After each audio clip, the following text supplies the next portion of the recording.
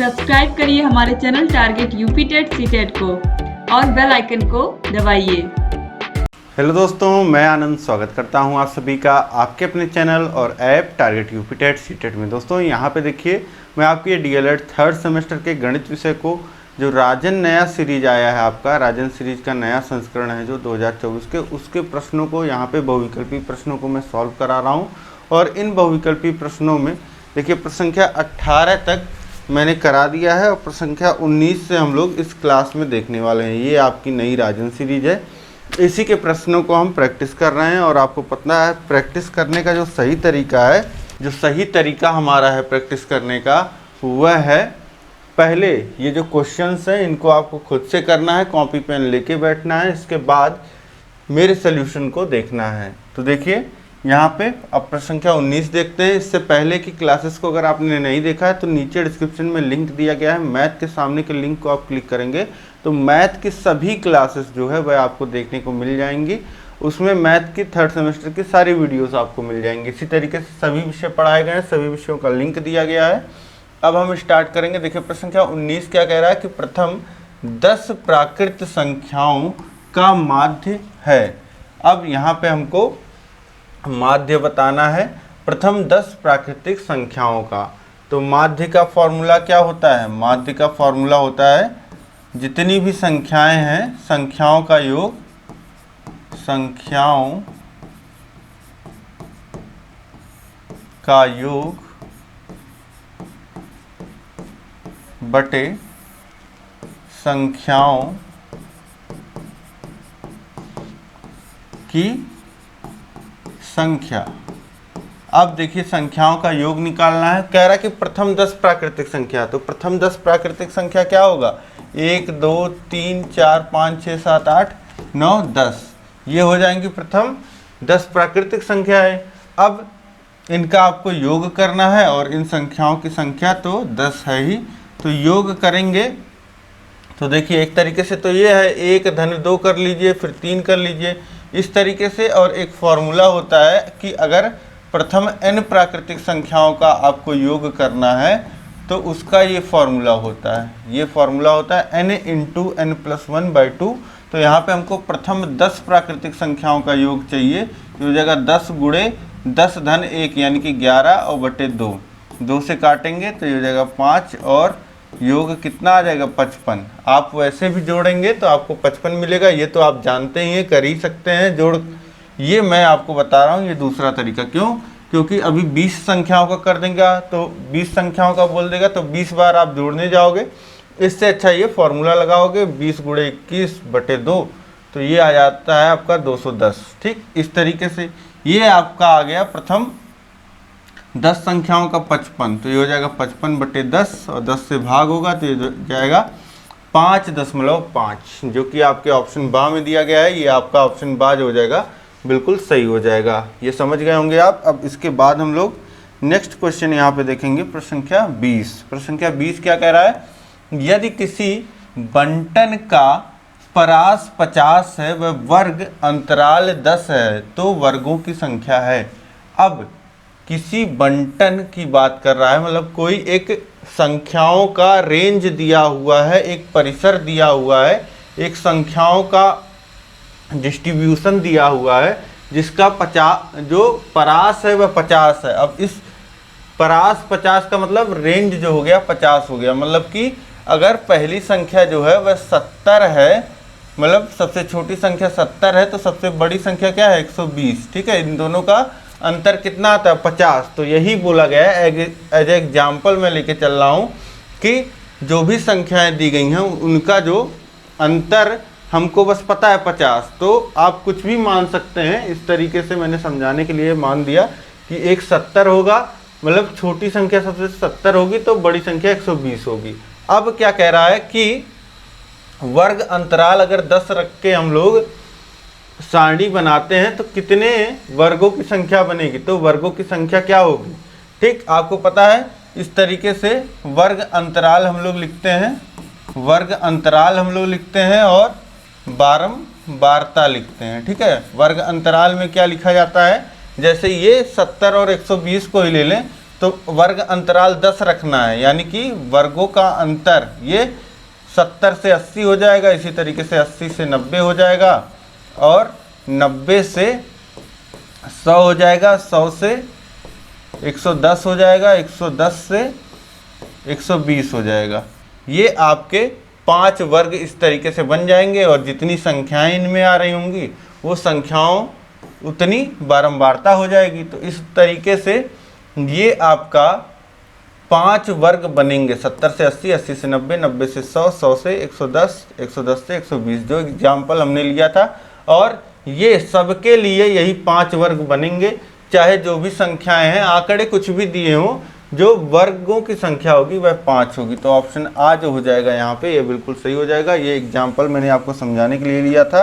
अब इसके बाद हम लोग देखेंगे नेक्स्ट क्वेश्चन है हमारा प्रश्न संख्या 21, 2.7 और इस तरीके से ये संख्याएं लिखी गई हैं का परिसर है। अभी जो आपसे पिछले प्रश्न में कहा कि एक बंटन का आपको क्या दिया था, एक बंटन का आपको दिया है परास, वही यहाँ पे देखिए परिसर लिखा हुआ है।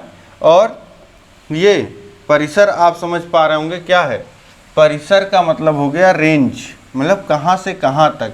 तो ये परिसर निकालने के लिए आप क्या कर सकते हैं, यहाँ पे इन संख्याओं जो दी गई हैं का परिसर आपको निकालना है। परिसर निकालने के लिए आप देखेंगे कि सबसे पहले सबसे बड़ी संख्या कौन सी है। तो देखिए 3 में 3.2 यहाँ है, ये सबसे बड़ा है। 3.2 सबसे बड़ी संख्या मिल रही है, और सबसे छोटी संख्या देखिए तो 2 में है 2.1, ठीक, 2.1 घटा दीजिए, यही आपका परिसर हो जाएगा। 1.1 जो हो जाएगा यही आपका परिसर हो जाएगा, रेंज हो जाएगा, ठीक। तो ऑप्शन आ जो हो जाएगा ये बिल्कुल सही हो जाएगा। इसके बाद देखिए प्रश्न संख्या 22 है, एक कमरे के फर्श का क्षेत्रफल 48 मीटर स्क्वायर है तथा उसकी ऊंचाई 5 मीटर है, तो कमरे का आयतन होगा। अब देखिए कमरे का आयतन पूछ रहा है। कमरे का आयतन हम लोग कैसे निकालते हैं, जनरली जो फॉर्मूला होता है हमारा, किसी भी कमरा क्या होता है, घनाभ के आकार का होता है, और घनाभ क्यूबॉइड का जो फॉर्मूला होता है वो होता है लंबाई गुणे चौड़ाई गुणे ऊंचाई। तो ये हो जाएगा आपका लंबाई गुणे चौड़ाई गुणे ऊंचाई, यही फॉर्मूला होता है आपका। अब यहाँ पे क्या आपको दिया है, कमरे के फर्श का क्षेत्रफल। अब किसी कमरे के फर्श का क्षेत्रफल अगर निकालना हो तो हम क्या करते हैं, लंबाई गुणे चौड़ाई कर देते हैं। तो लंबाई गुणे चौड़ाई की जगह हम क्या लिख सकते हैं, फर्श का क्षेत्रफल लिख सकते हैं, फर्श का क्षेत्रफल और गुणे ऊंचाई, ठीक। अब इसके बाद वैल्यूज पुट कर दीजिए, तो आपको आयतन ही निकालना है, आयतन निकल जाएगा। देखिए फर्श का क्षेत्रफल है 48 और ऊंचाई है 5, तो ये हो जाएगा फर्श का क्षेत्रफल 48 और गुणे 5, ये हो जाएगा 5 8 40 के 0 और 4 और ये हो जाएगा 24, 240 और सब मीटर में दिया गया है, तो ये आ जाएगा मीटर क्यूब, ठीक है। तो इस तरीके से आसानी से ये आप निकाल लोगे। देखिए कौन सा ऑप्शन है, ऑप्शन बा में 240 मीटर क्यूब दिया गया है, ये बिल्कुल सही हो जाएगा। इस तरीके से आप आसानी से निकाल लोगे। और एक तरीके से आप समझ भी सकते हो, जैसे वृत्त में, जैसे बेलन में क्या होता है, एक बेस होता है, वृत्त होता है, और उसी वृत्त का क्षेत्रफल हम गुणा कर देते हैं हाइट में, तो हमको क्या मिल जाता है, बेलन का आयतन मिल जाता है। इसी तरीके से अगर फर्श के क्षेत्रफल से गुणा कर देते हैं हाइट को, तो हमको आयतन मिल जाएगा। वही चीज़ है, सेम चीज़ है, थोड़ा सा इमेजिन भी अगर आप करते रहते हो तो आपको और अच्छे से समझ में आता है। प्रश्न संख्या 23 है, एक बेलनाकार बर्तन की त्रिज्या r व ऊंचाई 5 r है, तो उसका वक्र पृष्ठ है। एक बेलनाकार बर्तन की त्रिज्या आपसे बोल रहा है कि 5 r है और उसकी ऊंचाई जो है 5 r है, तो उसका वक्र पृष्ठ है। एक यहाँ पे बेलनाकार बर्तन की बात हो रही है। इस तरीके से ये बेलन सिलेंडर, जो आपके घरों में सिलेंडर होता है उस तरीके का बर्तन है, और इसकी जो त्रिज्या है यह r है, और ये जो ऊंचाई है ये 5 r है, ठीक। अब इसका वक्रपृष्ठ पूछा जा रहा है, तो बेलन का वक्र पृष्ठ मतलब बेलन का जो सरफेस एरिया होता है S बराबर वह होता है इसका परिधि, जो वृत्त का परिधि होता है 2 पाई r और इंटू ऊंचाई h, यही फॉर्मूला होता है। अब इसी में वैल्यूज़ रख दीजिए, यह 2 इंटू पाई, r की वैल्यू r ही है तो r ही लिखा जाएगा और h की वैल्यू 5r है तो 5r लिखा जाएगा। अब देखिए 5 का गुणा 2 में होगा तो 10 हो जाएगा और पाई इसी तरीके से लिख दीजिए और r का गुणा r में r स्क्वायर, 10 पाई r स्क्वायर यहाँ पे देखिए दिया है। तो ऑप्शन बा में 10 पाई r स्क्वायर वर्ग इकाई, क्योंकि यह एक क्षेत्रफल देगा।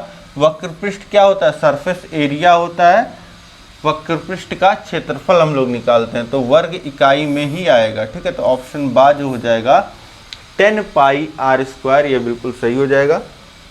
इसके बाद देखिए प्रश्न संख्या 24 है, एक लंबवृत्तीय बेलन के आधार का क्षेत्रफल 9 पाई सेमी है तो उसके आधार का व्यास है। एक लंबवृत्तीय बेलन जो अभी मैंने बनाया था उसके आधार का क्षेत्रफल जो है वह 9 पाई सेमी है तो उसके आधार का व्यास बताना है आपको। अब देखिए बेलन के आधार में क्या होता है? बेलन के लंबवृत्तीय बेलन के आधार में वृत्त होता है और इस वृत्त का आपको क्या दिया है? क्षेत्रफल, यानी कि वृत्त का क्षेत्रफल क्या होता है? पाई r स्क्वायर और इसका मान आपको दिया है 9 पाई। तो यहाँ से r की वैल्यू हम निकाल सकते हैं, r स्क्वायर बराबर हो जाएगा 9 पाई बटे पाई, पाई से पाई कट जाएगा और r स्क्वायर बराबर 9, तो r बराबर कितना हो जाएगा? 3, और ये सेंटीमीटर में दिया है तो सेंटीमीटर हो जाएगा और यहाँ पे सेंटीमीटर स्क्वायर होना चाहिए, ये भी ध्यान रखिएगा। r की वैल्यू आ गई 3 सेंटीमीटर। तो आपसे क्या पूछ रहा है? आधार का व्यास पूछ रहा है। व्यास डायामीटर क्या होता है? 2r होता है, तो 2 गुणे r यानी कि 6 सेंटीमीटर। उत्तर कितना आएगा? व्यास आपको बताना है, ये ध्यान रखिएगा। त्रिज्या देख करके 3 सेंटीमीटर उत्तर मत लगाइएगा, आपको व्यास बताना है। तो उत्तर जो सही होगा वह 6 सेंटीमीटर, आ ऑप्शन यहाँ पे सही होगा। ठीक है, तो उम्मीद है बहुत ही अच्छे से आपको समझ में आ रही होंगी चीज़ें। अब आगे बढ़ते हैं।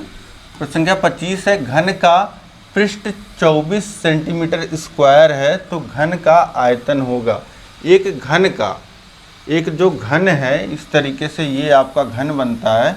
इस घन में आपको पता है 6 फलक होते हैं। जो आपकी लूडो की गिट्टी होती है, गिट्टक होती है, उसको आप ध्यान में रखिए। ठीक है, तो उसमें क्या होते हैं? ये 6 फलक होते हैं, सामने का फलक, नीचे का फलक, बगल का, ऊपर का और पीछे का, ये 6 फलक होते हैं। अब इसमें बोला कि घन का पृष्ठ जो है वह 24 सेंटीमीटर स्क्वायर है। अब एक फलक देखेंगे तो वर्गाकार है, तो एक फलक का जो क्षेत्रफल आता है वो अगर भुजा a है तो a स्क्वायर आता है। तो 6 फलकों का कितना आएगा? 6a स्क्वायर, यानी कि जो घन का क्यूब का सरफेस एरिया होता है, घन का पृष्ठ होता है, उसका जो फॉर्मूला होता है 6a स्क्वायर होता है। और यहाँ पे आपको दिया गया है इसका सरफेस एरिया का वैल्यू 24, तो रख दीजिए 6a स्क्वायर। अब a स्क्वायर बराबर लिखना चाहेंगे तो 24/6 लिख सकते हैं। 24/6 को सॉल्व करिए तो 6 चौक 24, 4 आ जाएगा और a का मान कितना आ जाएगा? √4, और 4 को कितना लिख सकते हैं? 2 का स्क्वायर, यानी कि a बराबर कितना हो जाएगा? 2। a की वैल्यू 2 आ गई। अब आपको बताना क्या है? घन का आयतन बताना है, ये ध्यान रखिएगा। आयतन, घन का आयतन वॉल्यूम कितना होता है? a क्यूब होता है। अब 2 का क्यूब यानी कि 2 दूनी 4 दूनी 8, मान कितना हो गया? 8। यहाँ पे देखिए ऑप्शन सा में दिया गया है 8 सेंटीमीटर क्यूब, सेंटीमीटर में दिया है तो सेंटीमीटर क्यूब आएगा उत्तर। और ये अगर जैसे इसमें तो नहीं लिख रहे हैं लेकिन अति लघुत्तरीय प्रश्न रहेगा तो उसमें आप लिख के आइएगा यूनिट भी। ठीक है, अब इसके बाद हम लोग नेक्स्ट क्वेश्चन देखेंगे। प्रश्न संख्या 26 है, एक गोले की त्रिज्या 3.2 सेंटीमीटर है, इसका पृष्ठीय क्षेत्रफल है। एक गोले की त्रिज्या जो है वह 3.2 सेंटीमीटर है, इसका पृष्ठीय क्षेत्रफल आपको निकालना है। अब गोला आ गए आप 3D शेप में, जैसे बेलन में आप डील कर रहे हो, ये आपका वृत्त नहीं है, ये आपका क्या है? गोला है। किस तरीके से? जैसे अभी तो आपको वृत्त ही दिख रहा होगा, लेकिन जैसे आपकी गेंद होती है, फुटबॉल होता है, उस तरीके से ये आपका गोला हो गया। और इसका जो त्रिज्या आपको दे दिया वह दे दिया 3.2 सेंटीमीटर। ठीक, अब इसका पृष्ठीय क्षेत्रफल यहाँ पे बताना है। अब जो इसका गोले का पृष्ठीय क्षेत्रफल होता है, सरफेस होता है, वह होता है 4 पाई आर स्क्वायर। ये फॉर्मूला होता है 4 पाई आर स्क्वायर। अब यहाँ पे वैल्यूज आपको पुट करना है। वैल्यूज अब ऑप्शंस में देखिए पाई का मान नहीं रखा है, पाई का मान नहीं रखा है, बस आर का मान रखा हुआ है। तो ये हो जाएगा 4 गुणे पाई और आर की जगह क्या आएगा 3.2 सेंटीमीटर दे रखा है, सेंटीमीटर स्क्वायर। और जो आपका उत्तर आएगा वह सेंटीमीटर स्क्वायर में आएगा, क्योंकि सरफेस निकल रहा है, एरिया निकल रहा है, क्षेत्रफल निकल रहा है। ठीक, अब इस तरीके से यहाँ पे ऑप्शंस में देखिए, तो यहाँ पे देखिए क्यूब लगा है तो ये गलत हो जाएगा। यहाँ पे 4 और 4 पाई 3.2 स्क्वायर सेंटीमीटर स्क्वायर सब कुछ सही है, तो यही ऑप्शन बा जो हो जाएगा आपका, ये सही हो जाएगा। यहाँ पे देखिए क्यूब है, ये भी गलत है। और यहाँ पे देखिए 4/3 लिखा हुआ है, तो ये भी गलत है। तो आपका ऑप्शन बा जो हो जाएगा ये बिल्कुल सही हो जाएगा। इसके बाद देखिए अगला प्रश्न है, प्रश्न संख्या 27। एक गोले का व्यास 8 सेमी है, इसके पृष्ठ धरातल का क्षेत्रफल है। अब गोले का व्यास आपको दिया गया है, फुटबॉल को याद करिए, और इसमें आपको व्यास दिया गया है कितना 8 सेंटीमीटर, यानी कि आपकी त्रिज्या कितनी हो जाएगी 4 सेंटीमीटर। ये पूरा 8 है तो ये 4, यानी कि त्रिज्या आपका आर जो हो गया 4 सेंटीमीटर हो गया। आपसे पूछ क्या रहा है, इसके पृष्ठ धरातल का क्षेत्रफल है, मतलब कि इसका पृष्ठीय क्षेत्रफल पूछ रहा है। ठीक है, सरफेस एरिया पूछ रहा है, तो इसका फॉर्मूला क्या होता है 4 पाई आर स्क्वायर ये होता है। अब यहाँ से वैल्यूज़ रख दीजिए 4 और पाई, देखिए ऑप्शंस में पाई दिया गया है, पाई का मान नहीं रखा है, तो पाई ऐसे ही रख लीजिए। और आर की वैल्यू कितनी है 4, तो 4 का स्क्वायर यानी कि 16। अब 16 का गुणा 4 में हो जाएगा तो हो जाएगा 64 और पाई 64 पाई, और सेंटीमीटर में दिया गया है तो सेंटीमीटर क्यूब, ये आपका मान हो जाएगा सेंटीमीटर क्यूब में 64 पाई सेंटीमीटर क्यूब। देखिए यूनिट नहीं लिखा है, ऑप्शन सा में 64 पाई दिया गया है, ये हो जाएगा ऑप्शन सा सही। इसके बाद देखिए प्रश्न संख्या 28 से सांख्यिकी शब्द का सर्वप्रथम प्रयोग किया गया 1961 में, 1959 में, 1749 में या 1941 में। तो सांख्यिकी के पिता मैंने आपको पढ़ाया था, तो सांख्यिकी के पिता किसे बोलते हैं, एकेनवाल को। उन्हीं ने सबसे पहले जो है वह शब्द प्रयोग किया था 1749 में। ऑप्शन सा जो हो जाएगा 1749, ये बिल्कुल सही हो जाएगा। इसके बाद देखिए प्रश्न संख्या 29 है। यहाँ पे समस्त अंकों के योगफल को उन अंकों की संख्या से भाग देने पे जो भागफल प्राप्त होता है उसे मध्यमान कहते हैं। ये कथन किसका है, कैनिज का, गिलफोर्ड का, गैरिट का या लॉविट का। तो यह जो कथन है वह गैरिट का है, ऑप्शन सा जो हो जाएगा ये बिल्कुल सही हो जाएगा। समस्त अंकों के योगफल को उन अंकों के संख्या से भाग देने पे भागफल जो प्राप्त होता है उसे मध्यमान कहते हैं, यह कथन है गैरिट का। इसके बाद देखिए प्रश्न संख्या 30 है। सांख्यिकी में माध्य दर्शाया गया है। सांख्यिकी में माध्य मतलब कि माध्य मतलब क्या होता है, मीन।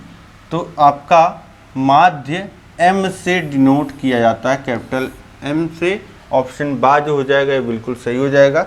इसके बाद हम लोग देखेंगे नेक्स्ट क्वेश्चन, प्रश्न संख्या 31 है। माध्य का सूत्र है। माध्य का सूत्र क्या होता है। अब माध्य में आपको पता है संख्याओं का योग होता है बटे संख्याओं की संख्या होती है, लेकिन साथ ही साथ अगर कहीं पे जैसे संख्या दिया गया है x और साथ ही साथ वह संख्या कई बार रिपीट होती है तो क्या दिया रहता है, बारंबारता दिया रहता है।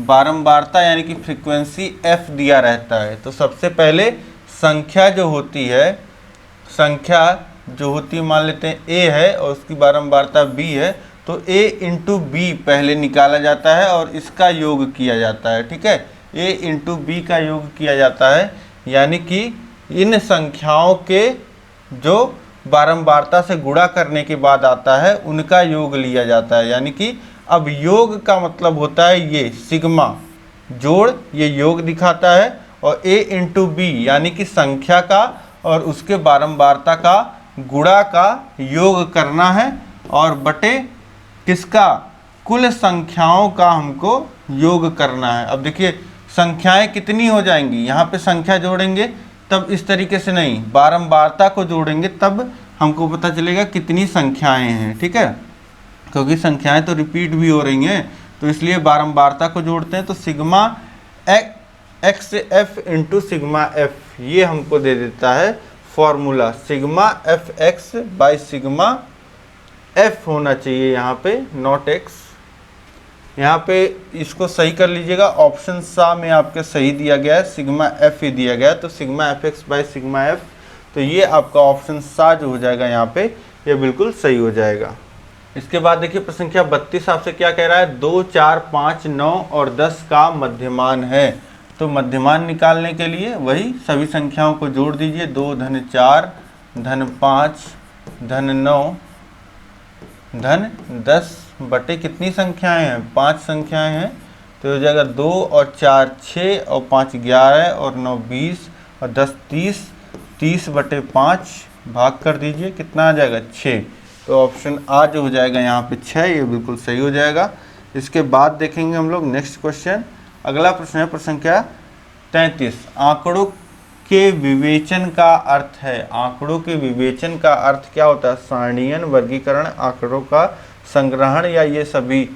आंकड़ों की विवेचना करना, आंकड़ों के बारे में आप कब बता सकते हैं, आंकड़ों की विवेचना करेंगे, आंकड़ों के बारे में आप बताएंगे तो आंकड़ों को एक क्रम में लगाइए, सारणी में लगा के बता सकते हैं, अलग अलग वर्गों में बांट के बता सकते हैं। आंकड़ों का संग्रह किए रहेंगे तब भी आंकड़ों को आप आंकड़ों की विवेचना कर पाएंगे। तो यहाँ पे ऑप्शन दा जो हो जाएगा ये सभी, ये सही हो जाएगा, ठीक है। तो इस तरीके से ये आपका ऑप्शन दा सही हो गया।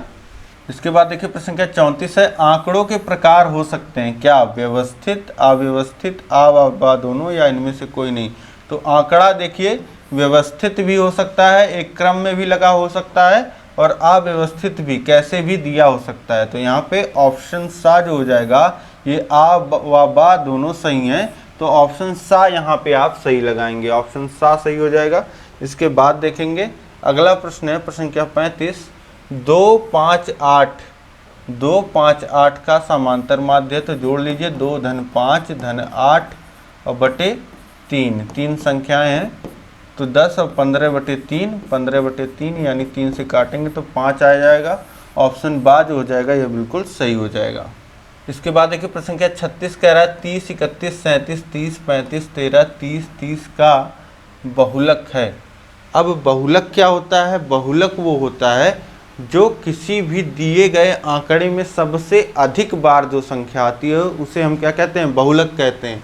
तो यहाँ पे देखिए सबसे अधिक बार कौन सी संख्या आ रही है, आप देखिए तो सबसे पहले 30 आ रहा है, ये एक बार यहाँ आया, और 30 ये दूसरी बार यहाँ आया, फिर 30 आया तीसरी बार, फिर चौथी बार, 4 बार जो है वह 30 आ गया। इसके बाद 31 देखिए नहीं रिपीट हो रहा है, 37 नहीं, 35 नहीं, 13 नहीं। तो सबसे अधिक बार जो संख्या यहाँ पे आ रही है वह है 30। तो बहुलक हमारा क्या हो जाएगा, 30। ऑप्शन सा जो हो जाएगा 30, ये बिल्कुल सही हो जाएगा।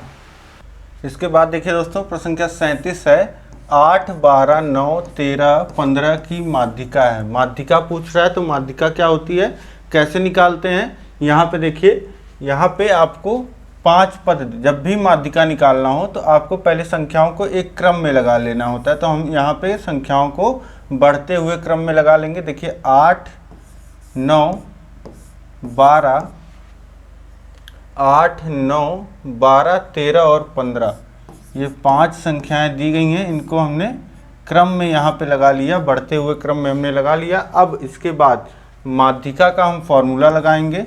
अब यहाँ पे ध्यान दीजिए, यहाँ पे आपको जो ध्यान देना है, n की वैल्यू कितनी है, n मतलब कितनी संख्याएं दी गई हैं। तो यहाँ पे 5 संख्याएं दी गई हैं, यानी कि संख्या इनकी कितनी है, विषम है, ये ऑड नंबर्स है, मतलब 2 से ना कटने वाली संख्या। ये जब ऑड नंबर रहता है, विषम संख्या रहता है, तो ऐसे में क्या करते हैं, ऐसे में माध्यिका का फॉर्मूला दूसरा लगता है, और जब दी गई संख्याओं की संख्या सम रहती है तो फॉर्मूला दूसरा लगता है। अब देखिए, जो फॉर्मूला विषम के केस में लगता है वह क्या है, वह है n-1 बटे 2वें पद का मान। ये फॉर्मूला लगता है। अब n की वैल्यू है 5, 5-1 बटे 2 यानी कि 3वें पद का मान, 3वें पद का मान या तीसरे पद का मान ये कह सकते हैं। तो यहाँ पे अब 3वें पद का मान आ गया, तो तीसरा पद इसमें मत देखिएगा आप, जो क्रम से आपने लगाया है उसमें देखिएगा। तीसरा पद है आपका 12, तो यहाँ पे माध्यिका आपकी कितनी हो जाएगी, 12। ऑप्शन सा जो हो जाएगा ये बिल्कुल सही हो जाएगा। इसके बाद देखिए प्रश्न संख्या 38 है, 5 के घाते 6 बराबर 15,625 का लघु गणकीय रूप है, मतलब लॉगरिथमिक रूप में अगर इसको लिखें, लॉग के रूप में अगर हम इसको लिखना चाहें तो क्या किस फॉर्म में ये लिखा जाएगा। तो लॉग में देखिए, लॉग में जब लिखते हैं तो कैसे लिखते हैं, जो यहाँ पे बराबर के इधर देखिए जो बेस होता है वह लॉग का बेस बन जाता है, मतलब यहाँ जो आधार है वो लॉग का आधार बन जाएगा, और यहाँ जो बराबर के इधर जो मान है वह लॉग के अंदर आएगा, वह लॉग में मान आएगा। तो ये हो जाएगा 15,625, लॉग 15,625 और बेस 5 हो गया। अब इसके बाद बचा क्या, ये घात बची, तो ये बराबर हो जाएगा किसके, घात जो यहाँ पे है 6 के। तो इस तरीके से ये लॉगरिथमिक रूप हो जाएगा। देखिए ऑप्शंस में कहाँ दिया गया है, ऑप्शन आ में दिया गया है। ये जो ऑप्शन आ है आपका, यह बिल्कुल सही हो जाएगा। इसके बाद देखिए अगला प्रश्न है, प्रश्न संख्या 39, x के घाते ऋण 6 भागा x के घाते ऋण 7 का मान होगा।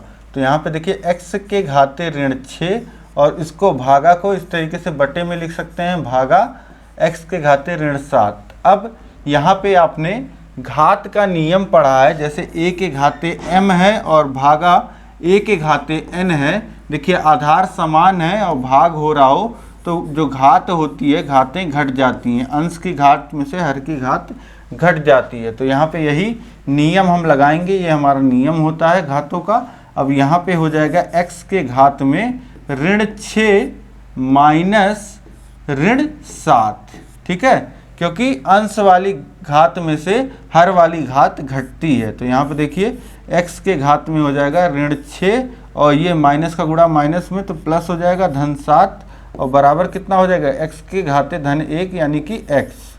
तो वैल्यू कितनी आ गई, x के घात में +1 आ जाएगा।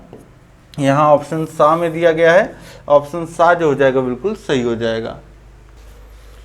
तो ये समझ गए होंगे आप, बिल्कुल एक घात का नियम बस आपको लगाना था। इसके बाद हम लोग नेक्स्ट क्वेश्चन देखेंगे। देखिए प्रश्न संख्या 40 है, यहाँ पे अंश में लिखा हुआ है x² - 4 बटे में लिखा है x धन 2 का होल स्क्वायर का न्यूनतम रूप है, मतलब इसको सरलतम रूप में हमको बनाना है। तो देखिए x² - 4 को क्या लिख सकते हैं, 4 को लिख सकते हैं 2 के घाते 2 और यहाँ पे x धन 2 के घात 2 है का होल स्क्वायर है, तो इसको x धन 2 गुणे x धन 2 इतना लिखा जा सकता है। अब यहाँ पे देखिए फॉर्मूला लगेगा a² - b² का, जो कि होता है a + b एक ब्रैकेट में और दूसरे ब्रैकेट में होता है a - b, ठीक, यही फॉर्मूला लग जाएगा। यहाँ पे देखिए a की जगह है x और b की जगह है 2, तो ये क्या हो जाएगा, एक ब्रैकेट में x + 2 और दूसरे ब्रैकेट में x - 2 और बटे में क्या है, बटे में है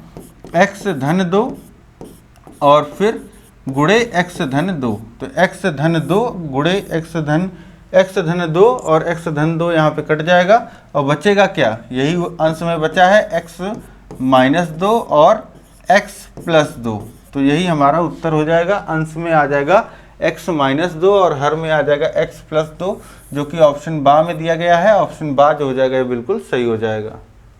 इसके बाद देखिए प्रश्न संख्या 41 है, यदि एक घन की कोर 4 सेमी हो तो उस घन की कोरों की संख्या होगी। अब बोल रहा है कि एक घन की जो कोर है वह 4 सेंटीमीटर है। अब आप एक बार घन बना करके देखिए, इमेजिन करके देखिए। ये घन क्या, घनाभ भी इमेजिन कर सकते हैं, यहाँ पे कोई दिक्कत नहीं है। इसमें स्ट्रक्चर लगभग वही रहता है आपका, बस जो थोड़ा सा जो लंबाइयाँ होती है, लंबाई चौड़ाई ऊंचाई वो डिफरेंट हो जाती है, लेकिन स्ट्रक्चर लगभग यही रहता है। तो अब देखिए घन में क्या होता है, ये एक भुजा होती है, ये एक भुजा होती है, ये एक भुजा होती है आपकी, ये एक भुजा होती है, ये एक भुजा होती है, ये एक भुजा होती है, ये एक भुजा होती है, ये एक भुजा होती है, ये और ये, ठीक है। तो इस तरीके से ये भुजाएं होती हैं। अब ये टोटल कितनी होती हैं, देखिए 4 ये ऊपर की तरफ, आप अपने कमरे को देखेंगे तो छत से लगी हुई 4 भुजाएं, और जो दीवार के कोने हैं वो 4 कोने, और फर्श की 4 भुजाएं, 2 लंबाई 2 चौड़ाई, ये टोटल 4 त्रिक 12 भुजाएं हैं ये, जिन्हें कोर कहते हैं, ठीक है। ये जो लिखा है घन की कोरों की संख्या, तो हमेशा जो घन हो, घनाभ हो, उसकी जो कोरों की संख्या होती है वह 12 होती है। अब यहाँ पे बोल दिया कि यदि एक घन की कोर जो है उसकी लंबाई 4 सेंटीमीटर हो, तो इससे तो कोई मतलब ही नहीं है कि इसकी जो लंबाई है वह 4 सेंटीमीटर हो, 4 हो, 8 हो, 10 हो, 12 हो, 100 हो, उससे मतलब नहीं है। जो घन की कोरें होंगी वह 12 ही होंगी, 12 भुजाएं। जो स्ट्रक्चर है जिसको हम घन कहते हैं वो थोड़ी ना बदल जाएगा, लंबाई चौड़ाई घट बढ़ सकती है। तो यहाँ पे जो कोरों की संख्या होगी वह हमेशा 12 होगी। ऑप्शन दा जो हो जाएगा यह बिल्कुल सही हो जाएगा। बिल्कुल बेसिक कॉन्सेप्ट पे था, ये तो आपको घुमाने के लिए दिया है, कुछ लोग फंस जाएंगे। इसके बाद देखिए प्रश्न संख्या 42 है, log 169 बेस 13 का मान होगा। अब देखिए log 169 बेस 13, इसको क्या लिखा जा सकता है, इसको लिखा जा सकता है log 169 को लिख सकते हैं 13 का वर्ग, और बेस में है 13। अब इसके बाद जब log में कोई संख्या है उसकी घात होती है तो घात बाहर गुणे के रूप में लिखा जाती है, तो ये हो जाएगा log 13 बेस 13। अब एक नियम ये हो गया कि घात जो होती है वह बाहर चली जाती है, और एक नियम होता है कि log a बेस a, इसका जो मान होता है वह 1 होता है। तो यही यहाँ पे हो रहा है, देखिए log 13 बेस 13 है, तो इसका मान कितना हो जाएगा, इसका मान हो जाएगा 2 गुणे 1। log 13 बेस 13 का मान हो गया 1, तो इसका मान आ जाएगा 2। तो यहाँ पे जो वैल्यू आ जाएगी वह 2 आ जाएगी, ठीक है। ऑप्शन दा जो हो जाएगा ये बिल्कुल सही हो जाएगा। इसके बाद देखेंगे अगला प्रश्न हम, प्रश्न संख्या 43 है, अर्धवृत्त में स्थित कोण का मान होता है। तो इस तरीके से ये आपका वृत्त हो गया, और अर्धवृत्त मतलब कि आधा वृत्त, और इस आधे वृत्त में कहीं भी ये 2 बिंदु जो अर्धवृत्त बना रहे हैं, जो ये रेखा है, इसके द्वारा कहीं भी कोण बनाया जाएगा परिधि पे, तो ये जो कोण होगा यह समकोण होता है, 90 अंश का कोण होता है, ठीक है। कहीं भी इन दोनों बिंदुओं के द्वारा कोण बन रहा होगा इस तरीके से, तो ये कोण क्या होगा, ये समकोण होगा, ठीक है। तो इस तरीके से अर्धवृत्त में बना कोण समकोण होता है या 90 अंश का होता है। ऑप्शन सा जो हो जाएगा यह बिल्कुल सही हो जाएगा। तो इस तरीके से उम्मीद है कि यहाँ तक के प्रश्न आपको समझ में आ गए होंगे। अब इससे आगे के प्रश्न जो है वह हम नेक्स्ट क्लास में देखेंगे। उम्मीद है कि यह क्लास आपको बहुत पसंद आई होगी। इस क्लास को आप तुरंत लाइक कर दीजिए, अपने खास 5 मित्रों में आपको शेयर करना है, और सभी ग्रुपों में आपको शेयर करना है इस क्लास को, क्योंकि बहुत ही मेहनत से और बहुत ही आसान भाषा में मैं आपको पढ़ा रहा हूँ। इससे बहुत हेल्प मिलने वाली है जो कमज़ोर स्टूडेंट्स हैं, जो कभी इस तरीके से पढ़े नहीं हैं, ठीक है। तो उम्मीद है कि आपको ये सेशन बहुत अच्छा लगा होगा। इसको लाइक शेयर करिए, अपने दोस्तों तक पहुंचाइए, सभी ग्रुपों तक पहुंचाइए। इसी तरीके से आप चैनल से बने रहिए। चैनल को सब्सक्राइब नहीं किया है तो सब्सक्राइब कर लीजिए। नीचे डिस्क्रिप्शन में सभी विषयों का लिंक दिया है। सभी विषयों को आप इसी तरीके से आसानी से, बहुत ही आसानी से समझ के पढ़ सकते हैं, और अधिक से अधिक आपको क्लासेस को शेयर करना है। और सभी देखिए विषयों का लिंक नीचे डिस्क्रिप्शन में तो आपको मिलेगा ही, साथ ही ऐप का भी लिंक आपको नीचे डिस्क्रिप्शन में मिलेगा। ऐप का लिंक, ऐप को आप ज़रूर डाउनलोड करिए। ऐप हमारा अस्तित्व एकेडमी नाम से है, इसको आप डाउनलोड करेंगे तो आपके लिए ज़्यादा बेनिफिट होगा। ठीक है, तो हम मिलेंगे अब नेक्स्ट क्लास में। जय हिंद, जय भारत।